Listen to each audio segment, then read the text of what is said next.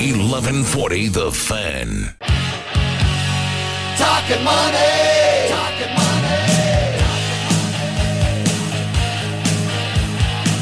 Let's rejoin your host, Jeff Tarbell, and Talkin Money. Right. How you doing? Another Saturday of mediocrity in process. I've got my 1922 Chuck Taylor tennis shoes on as we speak. Okay, no. Beautiful. Those are Swiss. These were probably. So how much?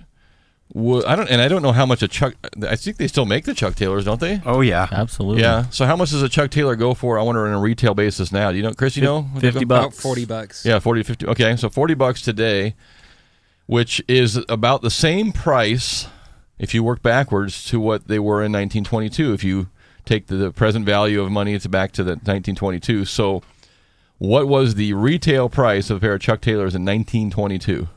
That was our quiz question. Yes, it was. And I would have guessed, if you'd asked me, I would have probably said, $8 to $10. My first comment was, did they make them? Did Yeah. they make tennis shoes back then? They had tennis shoes, or we're still walking on waffles, huh? That's right. So what was the actual answer there to our quiz? $2.85 retail price. So, and I think according to that article, that's the present value of $2.85 in today's dollars is about $38.87. So inflation. So the Chuck Taylor shoe really hasn't gone up in price. I mean, it's gone up in real dollars. It has, but in terms of with inflation, they've held steady because Chuck Taylor isn't getting any more revenue off his shoe, I guess, like LeBron is. Right. So if you want to look at and it'd be interesting to see where the profit, how much of the profit on a $300 LeBron shoe goes to LeBron. Now, I know he's a Nike sponsored athlete, so he's going to get X numbers of dollars no matter what he does, just for carrying their logo on there. But how much of the $300 shoe actually goes into paying him? And you might be surprised it may not be as much as you think. I remember when he signed with the NBA, how much he got some record amount of money from Nike. Did he? Yeah. Yeah. Well, they're getting it back now at $300 a pop. And you're right. You can mark it down now because the first day that sales go on, they will be lying out the door to buy the LeBron shoes. And there's a whole underworld there of people who just collect shoes. They don't wear them. They just collect. They're like art. They collect shoes, and then that's fine. If you got the money, do whatever you want to do. So $2.85 was the answer to our quiz question. I mentioned in the first break there that we are now gearing up to start the remodel process and starting to go out and price some things out and start putting a budget together for what we want to do before we go out and spend all our money to do it.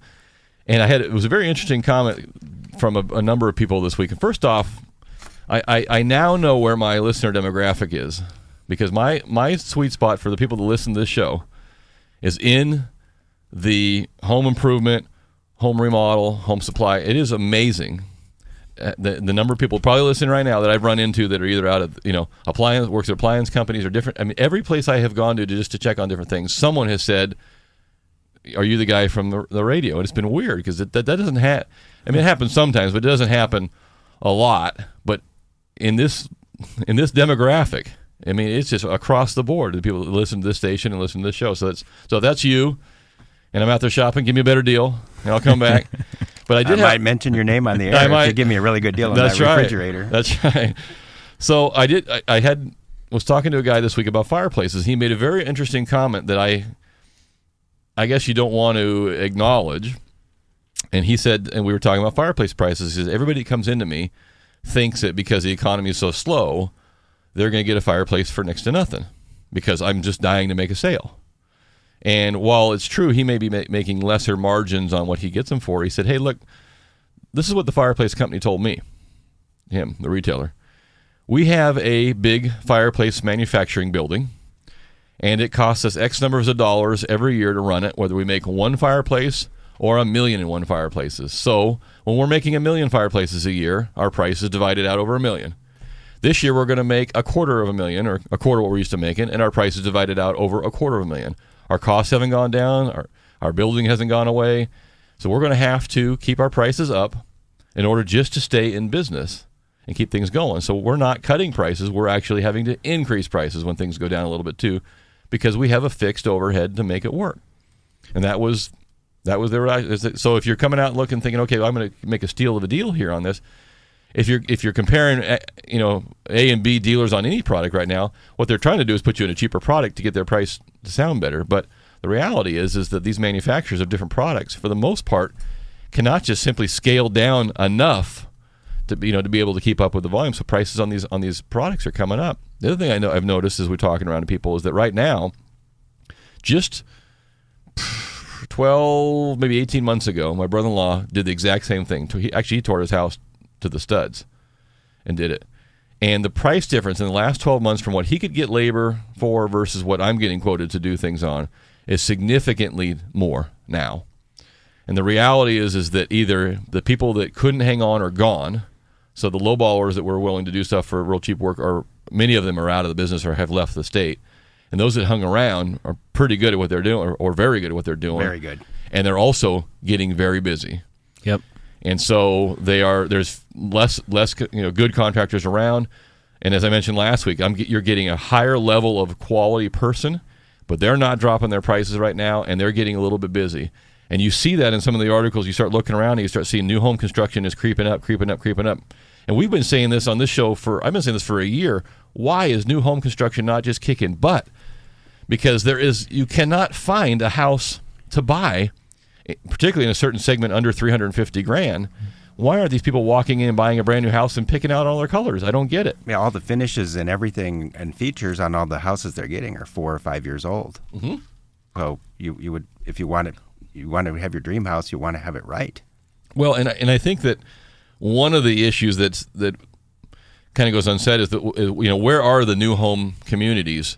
Well, there's not a lot of infill home communities. So I still believe that people want to be near certain schools, want to be near certain areas, and so as the things get worse and there's more opportunity, they'll work their way back in. In fact, there's a great article here somewhere about the suburbs versus the cities, and the sales. I'll find it here in the next hour, but the sales back in the cities have gone way up in many districts, and the suburbs have kind of lagged a little bit. People moving back in, particularly as they're getting older, moving back in toward the hospitals, moving back in toward the services, moving back in towards all the things that are, they can walk to the store rather than have to drive, all these things. So it's pulling people back in. And a lot of your new subdivisions, particularly in California, are suburban outlying subdivisions. So, but as you start to look around, and I think what John and I see, we have all these first-time buyers or people coming back into the market after being out for a little bit, looking around saying, I don't want to wait, lose out on these interest rates, lose out on these good prices, and yet I can't keep waiting for a short sale, foreclosure, so I'm going to start buying some new homes. Well, what happens when the new home builders get busy? They start pulling in staff and people, the good framers and good people, and then now there's less people to work on your project, on your remodel project too. Yeah, if you go out to Fitment Farms and stuff like that right now, I mean, it's just booming, and they're actually all the constructed homes are purchased. They're out, I believe, 4 or 5, almost 6 months. So they're busy, and they're smarter this time. So whereas in the past, a builder would look out and say, "Well, I'm selling 4 homes a day right now, so let's drop and start another 100." And there was a bank standing there. This goes to Mark's comment before we even started the show today. The financing would loosen up a little bit.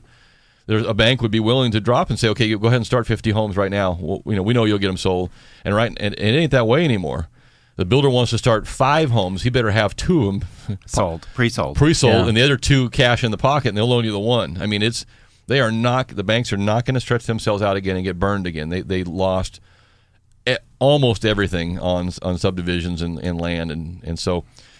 But the next generation of builders is going to come along and buy that land for a way screaming low price. They are a lot of them already have, yeah. And there was some land sales at the end of last year, some raw land sales around here that were ridiculous price.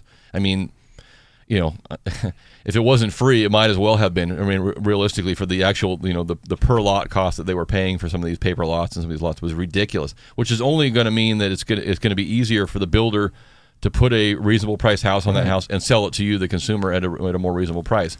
If the lot price is $10,000 versus $110,000, we're going to be able to deliver a product for you at a much lower price point. So I think it's all good, but it's interesting because you have to search for that news, right? We're in the political season now, and you would think that particularly in this state, in California where things haven't been so good, we'd be promoting all of these kind of things. But there's the new home builders is still kind of a quiet story. You have to kind of search it out a little bit to see and find some good news there. But it's picking up. Yeah, it's gaining momentum Well, and for sure. look at the stock in Lennar, Toll Brothers, and Pulte in the last month, how high those stocks have been moving. They're moving up because they're finally doing. There's some good news somewhere. Yeah. They're probably one of the few companies that are actually reporting some positive growth, and hopefully that hangs on. And the market sees that growth, and the buyers are going back to those stocks. Yep.